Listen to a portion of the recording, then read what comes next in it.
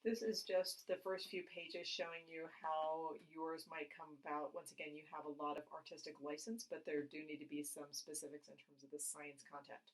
Once again, you're going to have something like seeds on the front cover, some relevant image, your name. Then when it opens up, the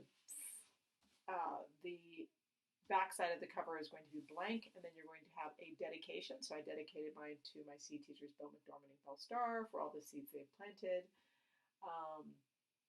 May the harvest be bountiful, and may a million people join you on your journey. So thinking about the Million Seed Savers campaign. And then I have my little favorite quote, which actually happens to be from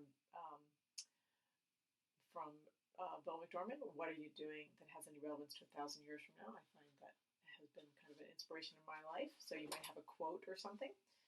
Doesn't necessarily need be by the person you're dedicating it to. And then on the back of this page, so once again, you can see how I'm making the marks there so that I'm not, when I bind, I don't lose any of my reading ability. So on the back of the dedication page is going to be the equivalent of our AHA pages from our interactive science notebook. So I'm making it a little bit larger. And once again, this is going to be bound so that these, it's not going to necessarily open up. So that's what you're going to see. But I have made my marks there so that I know that I'm not going to write anywhere in that space. So I have some design that's relevant. So for example, a potted plant, it could be a plant in the soil, because obviously that is a great way to grow plants versus just in a pot. And then instead of our AHA, we're calling it our savor for this one.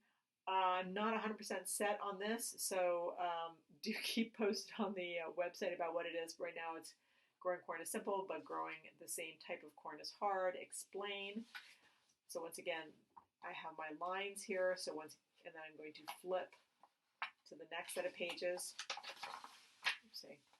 Once again, having some type of boundary there so that it doesn't do it. And so the next pages are going to be about species and variety.